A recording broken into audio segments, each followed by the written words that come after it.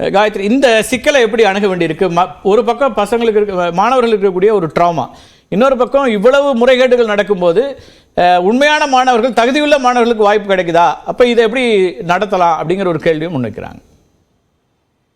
Sir, ஆக்சுவலா தவறுகள் இந்த வருஷம் நடந்திருக்குது. அது யாராலையும் ஏற்றுக்கொள்ள முடியவே முடியாது. அது யாரும் அத ஆமா அப்படிதான் நடந்துருச்சு, என்ன பண்ண முடியும் அப்படின்லாம் கேட்க முடியாது. அப்போ they are responsible, they have to answer for that. அதுல எந்த டவுட்டுமே கிடையாது. ஆனால் எல்லா இடங்கள்லயும் நீங்க இதே தமிழகத்துல பல வருஷமாக பல என்ட்ரன்ஸ் இருந்துட்டு தான் இருந்தது, நம்ம இல்லன்னு மறுக்க முடியாது. எதனால இன்ஜினியரிங்ல என்ட்ரன்ஸ் வேண்டான்னு சார் சொன்னாரு, நாம இதுக்கு முன்னாடி இருந்த கவர்மெண்ட்ல வேணான்னு சொல்லிட்டாங்கன்னு. சார், இன்னைக்கு 4 லட்சம் சீட் இருக்கு. 4 லட்சம் சீட்ல 2 லட்சம் கவர்மெண்ட் சைட்ல இருக்கு. அப்ளை பண்றவனே 1.5 லட்சம் தான் இருக்கிறான். அப்ப உங்களுக்கு தேவை ஏற்படல. அதுதான் நமக்கு இப்ப பார்க்க வேண்டியது. இன்னைக்கு 10,500 சீட் இருக்குது, 1.5 லட்சம் பேர் எழுதிருக்காங்க. சார், தமிழ்ல அரசு பள்ளி பிள்ளைகள் கல்லூரி கல்விக்கு வர்றாங்க. ஒவ்வொரு ஆண்டும் பள்ளி கல்வி முடிக்கக்கூடிய மாணவருடைய எண்ணிக்கை கூடுதல் ஆகுது. அது ஒரு பக்கம் இருக்கு. ஆனா நுழைவுத் தேர்வுங்கிறது கான்செப்ட் வைஸ் வேண்டாம் அப்படிங்கிறது அந்த கிருஷ்ணன் கமிட்டியுடைய முடிவுக்கு பிறகு எடுக்கப்பட்ட முடிவு. அதுல இருந்து நுழைவுத் தேர்வு இல்லை. இந்தியா முழுக்க பல்வேறு மாநிலங்கள்ல நமக்கு பக்கத்துல சார், ஆந்திராவா இருக்கட்டும், கர்நாடகாவா இருக்கட்டும், கேரளாவா இருக்கட்டும், எல்லா மாநிலங்களையும் ஆர்ட்ஸ் அண்ட் சயின்ஸுக்கு கூட என்ட்ரன்ஸ் இருக்கு சார். இப்போ எதனால அந்த என்ட்ரன்ஸ் வருதுங்கிறத நாம புரிஞ்சுக்கணும் சார். நம்ம காம்படிஷன் அதிகமாகுது, பிரைவேட்டைசேஷன் ஆகுது, கோடிக்கணக்கான அளவிற்கு அங்க இப்ப இன்னைக்கு எப்படி குவெஸ்டின் லீக்கேஜ்ல பணம் பணம் இருக்கிறவன் அதை வாங்கினான்னு சொல்றாங்க. எனக்கு புரியுது காயத்ரி. இப்போ நீங்கள் ஏற்கனவே நான் ஒரு பாடத்திட்டத்தில் 12 வருஷம் படிச்சுட்டு 2 வருஷம் முழுமையாக படித்து 12ஆம் கிளாஸில் தேர்வு எழுதுறேன். அதில் ஒரு மதிப்பெண் எடுக்கிறேன். இதுவும் தேர்வு முறை தான். எல்லாருக்கும் ஒரே விதமான தேர்வு முறை, அதில் மதிப்பெண் வருது. அதில் ஒரு ரேங்க் லிஸ்ட் நீங்கள் வெளியிட போறீங்க. அதன் அடிப்படையில் அட்மிஷன் கொடுக்குறதுல என்ன பிரச்சனை? இன்னொரு தேர்வு வச்சு அதன் மூலமாக வரணும்னு சொல்றீங்கல்ல? இல்ல, நீங்க சரியா சொன்னீங்க சார். எல்லாருக்கும் தேர்வு முறை இருக்குன்னு சொன்னீங்கல்ல. ஆனால் நீங்க பாக்கணும் எத்தனை போர்டு நம்ம கிட்ட இருக்குன்னு பாக்கணும் சார். அப்ப நீங்க எல்லாருக்கும் ஒரே சிலபஸ் சொல்லுங்க. அதுக்கப்புறம் நீங்க இந்த எக்ஸாமே வேண்டாம்னு சொல்லுங்க சார். பரவாயில்ல. ஐஜிசிஎஸ்சி இருக்கு. இப்போ நான் ஒண்ணு மட்டும் முடிச்சிடுறேன் சார். இப்ப ஆக்சுவலா நீங்க என்டிஏ சிலபஸ் பாத்தீங்கன்னா தமிழகத்தினுடைய ஸ்டேட் போர்டுடைய சிலபஸ்லயே 97.5% மேல ஃபுல்லா கவர் பண்ணிட்டாங்க. ஏன்னா இன்னைக்கு உதயச்சந்திரன் சார் இதற்கு முன்னாடி இருந்தப்போ எப்போ நீட் உள்ள வந்துச்சோ அப்ப இந்த பிள்ளைகளுக்கு அட் பார் இல்லன்றதை ஐடென்டிஃபை பண்ணி சிலபஸ் இம்ப்ரூவ் பண்ணிட்டாங்க. இன்னைக்கு அது ஸ்டேட் போர்டாக இருக்கட்டும், சிபிஎஸ்இ ஆக இருக்கட்டும், இன்னைக்கு அந்த என்டிஏவோட சிலபஸ் காமன் சிலபஸ். அப்போ வேற வேற இடத்துல நீங்க வேற வேற மாதிரி படிச்சா கூட இந்த சிலபஸ் நீங்க ஒண்ணு போல படிச்சு எக்ஸாம் எழுதுங்க.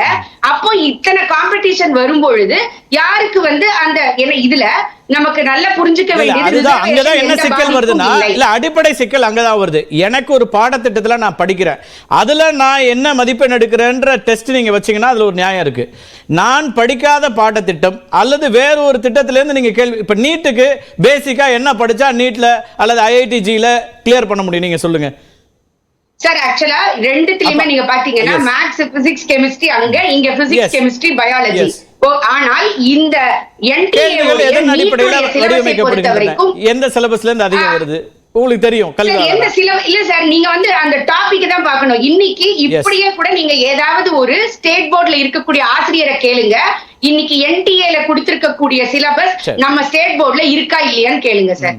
அப்போ இதுதான் சார் இங்க தவறாக ஒரு விஷயத்தை சொல்லிக்கிட்டே இருக்காங்க. என்ன சிக்கல் வருதுன்னா காயத்ரி, உங்களுக்கு தெரியும், இப்ப பிள்ளைங்க எல்லாருமே மாலையில 1.5 மணி நேரம் 2 மணி நேரம் கூடுதலா அகாடமிக்கு போறாங்களா? நீட்டுக்கோ ஐஐடிக்கோ அல்லது அதான் பிரைவேட்டா தான் நான் சொல்றேன். இப்ப அது எவ்வளவு பேருக்கு அஃபோர்டபிள் ஆகும்? திருப்பி என்னன்னா அந்த மறைமுகமா யாருக்கெல்லாம் அஃபோர்டபிள், இதுதான் பேசிக் கொஸ்டின் அங்கே தானே. நீங்க எனக்கு இருக்கக்கூடிய போட்டியில சமநிலையில ஒரு போட்டி வைக்கிறீங்க, அதுல எனக்கு என்ன வருதுன்னா அது வேற. ஆனா அதை தாண்டி என்னால கூடுதலா பே பண்ணணும், கூடுதலா இது பண்ணணும்னா இப்ப நீங்க அங்க தானே சிக்கலாகுது. இந்த இந்த கேள்வித்தாள் எங்க வருது? அகாடமிஸ்ல இருந்து தானே வந்திருக்கு. நீங்க எல்லாம் எடுத்து அதை முறைப்படுத்தவே முடியல உங்களுக்கு. இன்னும் கூடுதலா பல லட்சக்கணக்காக முறைப்படுத்தணும்னு சொல்லணுமா? அதை முறைப்படுத்தணும்னு சொல்லணுமா? இல்ல மொத்தமா அதை ஸ்கிராப் பண்ணணும்னு சொல்லணுமா? அதுதான் நுழைவுத் தேர்வுன்னு வரும்போது இதெல்லாம் வரும் சிக்கல்கள் அப்படிங்கறத அடிப்படையில சொல்றது. நீங்க ராஜஸ்தான்ல என்ன நடந்தது, ஆண்டுதோறும் எவ்வளவு விஷயங்கள் நடக்குது, இதெல்லாம் நிறைய நம்ம பேசியிருக்கோம்.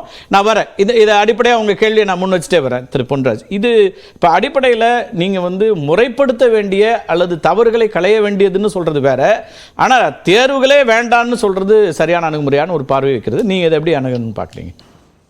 ஒட்டுமொத்தமாக அந்த நீட்டை நம்ம பார்க்கும்போதும் எனக்கு டிமானிட்டைசேஷன் அப்போ மன்மோகன் சிங் சொன்ன வார்த்தை தான் நினைவுக்கு வருது.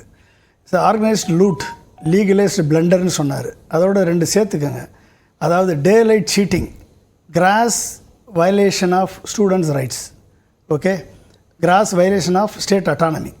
இப்போ இந்த எக்ஸ்பீரியன்ஸ், இந்த டோட்டல் எக்ஸ்பீரியன்ஸில் இவர்கள் எதற்காக கொண்டு வந்தேன் என்று சொன்னார்களோ, ஜேபி நட்டா தான் அந்த கொண்டு வரும்போதும் ஹெல்த் மினிஸ்டராக இருந்தார். அவர் சொன்னார், நான் குவாலிட்டி இம்ப்ரூவ் பண்ண போகிறேன், அடுத்து நான் ஃபீஸை குறைக்க போகிறேன், கேபிடேஷன் ஃபீஸை குறைக்க போகிறேன். ரெண்டுமே நடக்கலை. இன்றைக்கு ஒட்டுமொத்தமாக இன்றைக்கு இது எந்த அளவிற்கு இது என்டிஏ என்ற ஆர்கனைசேஷன் ஒரு சொசைட்டி, இது கவர்மெண்ட் அப்ரூவ்டு, இப்போ யூபிஎஸ்சி மாதிரி ஒரு கவர்மெண்ட் அப்ரூவ்டு இன்ஸ்டிடியூஷன் கூட கிடையாது. இன்றைக்கி இத்தனை மாணவர்கள் கிட்டத்தட்ட நீங்கள் பார்த்தீங்கன்னா ரிசல்ட்டில் 720 மார்க் எடுத்தவன் 2022 0, 2023 1-2 பேர், 2024 67 பேர் 220 மார்க் எடுத்திருக்காங்க. அடுத்து 215, கிட்டத்தட்ட 283 பேர் எடுத்திருக்காங்க. வேற 19 பேர் தான் 2023, 4 பேர் தான் 2022 கோச்சிங் போகிறாங்க. அப்போ படிக்கிறாங்களா?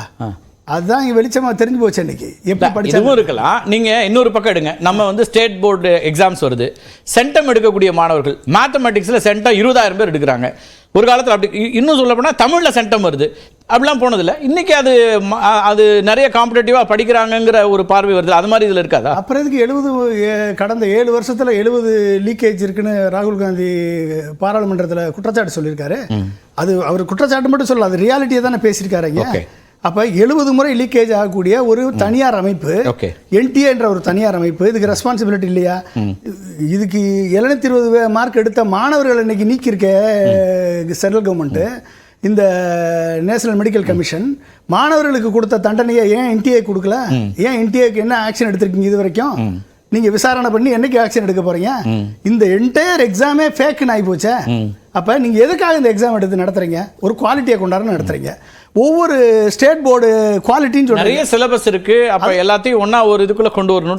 எங்க கொண்டாடணும்? ஒவ்வொரு ஸ்டேட் கவர்மெண்ட்டுக்கும் அது மெடிக்கல் இன்ஸ்டிடியூஷன் இருக்கு, ஸ்டேட் கவர்மெண்ட்டுடைய யூனிவர்சிட்டி லா இருக்கு, சட்டப்படி உருவாக்கப்பட்ட இன்ஸ்டிடியூஷன் இருக்கு, சென்ட்ரல் கவர்மெண்ட் இன்ஸ்டிடியூஷன் தனியா இருக்கு. நீங்க சென்ட்ரல் கவர்மெண்ட் இன்ஸ்டிடியூஷனுக்கு நீங்க சிபிஎஸ்இ பேட்டர்னை ஃபாலோ பண்ணுங்க, நீட்டை கண்டக்ட் பண்ணுங்க, யாரும் எந்த ஆட்சேபனையும் சொல்லல, நல்லா நடத்துங்க. நீங்க சிபிஎஸ்இ சிலபஸ் தான் டாப் ஆஃப் த குவாலிட்டின்னு எப்படி சொல்ல முடியும்? ஏன் international syllabus, IB syllabus top of the syllabus, quality top தானே? எல்லா மாணவர்களுக்கும் ஐபி சிலபஸ்ல வைங்க, சிபிஎஸ்இ படிச்சவங்களாம் பாஸ் பண்ணிடுவானான்னு பார்ப்போம். அப்ப நீங்க எதை தரம்னு சொல்றீங்க? அப்ப நீங்க என்ன, ஒரு மாநிலத்தினுடைய அந்தந்த மாநிலத்தில் ஸ்டேட் போர்டுன்னு ஒன்று இருக்கு. சில மாநிலங்கள் சிபிஎஸ்இ அடாப்ட் பண்ணியிருக்காங்க, அந்த மாநிலங்களுக்கு இந்த பிரச்சனை இல்லை. ஆனால் இந்த மாநிலங்கள் அந்தந்த சப்ஜெக்டில் படிக்கிற மாணவர்களுக்கு இந்த நீட்டுன்றதை ஏன் கொண்டு வந்தாங்க? இந்த கொண்டு வந்த காரணம் என்ன? இந்த நாமக்கல் போன்ற இன்ஸ்டிடியூஷன்ஸ் அதிகமான 12th மட்டுமே நடத்தி அவர்கள் அதிகமான மார்க் எடுத்து இது கொள்ளலாவும் அடிக்கிறாங்கன்றதான் குற்றச்சாட்டு. நான் என்ன சொல்கிறேன், நீங்கள் அப்போ குற்றச்சாட்டை எப்படி பார்க்கணும்? அதுக்காக நீட்டை கொண்டாந்து எல்லா ஸ்டேட்டும் நீங்க ஃபாலோ பண்ணு சொல்றதா ஒரு தீர்வு? அது இப்படியா தீர்வு எடுக்க? அது வேறு விதமா இப்ப இன்னும் அதே போல அகாடமிஸ் வர ஆரம்பிச்சிச்சு, நீட் கோச்சிங் அகாடமி அப்படின்னு. அது நாமக்கலுக்கு பதிலா சென்னை, டெல்லி இல்ல ராஜஸ்தான் கோட்டா அப்படின்னு வருது. ஆயிரக்கணக்கான கோச்சிங் இன்ஸ்டிடியூஷன், ஆயிரக்கணக்கான கோடியில நீங்க இன்னைக்கு லூட் நடக்குது. அதான் ஆர்கனைஸ்ட் லூட். அப்ப லீகலைஸ்டு பிளண்டர், ஒரு பிளண்டரை லீகலைஸ் பண்ணி சட்டத்தை உருவாக்கி, அந்த சட்டத்தை சுப்ரீம் கோர்ட் அதை சட்டத்தை உருவாக்கியாச்சு, பார்லிமெண்ட் நீங்க ஃபாலோ பண்ணுங்கன்னு உத்தரவு போடுற அளவுக்கு நீங்க லீகலைஸ்டு பிளண்டரா இருக்கு. Daylight cheating. அப்போ எப்படி சீட்டிங் நடக்குது? ஒட்டு மொத்தமாக இன்றைக்கி நடந்த இத்தனை பேர் சீட்டிங். மார்க் பாருங்க, ஒரு மார்க், ஒரு கேள்வி தப்புனா 4 மார்க் போயிடும், 1 மார்க் மைனஸ். அப்ப அது 218 மார்க் எப்படி எடுப்பாங்க? 19 வந்திருக்கு, கிரேஸ் மார்க் கொடுத்துருக்கோம்னா சொல்றாங்க. ஏன் கிரேஸ் மார்க் யார் கொடுக்க சொன்னது? எந்த பேசிஸ்ல கிரேஸ் மார்க் கொடுத்தீங்க? எத்தனை பேர் கொடுத்தீங்க? எதுக்கு கொடுக்கணும் கிரேஸ் மார்க்?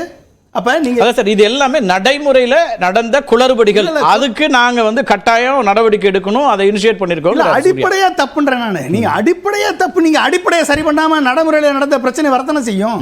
அப்ப நடைமுறை பிரச்சனை நீங்க வந்து இப்ப பேசி பிரயோஜனம் இல்லை. நான் என்ன சொல்றேன், நீங்க வந்து இந்த ஒரு அப்ஜெக்டிவா நீங்க அனலைஸ் பண்ணீங்கன்னா என்ன பண்ணணும், 12ஆம் வகுப்பு வரைக்கும் மாணவர்கள் படிக்கிறான், பள்ளியில படிக்கிறான். அவங்களுக்கு அப்ப என்ன பண்ணணும், பள்ளியில படிக்கக்கூடிய பாடத்திட்டத்திற்கு என்ன வேல்யூ, அதுக்கு ஃபீஸ் கட்டுறாங்கல்ல.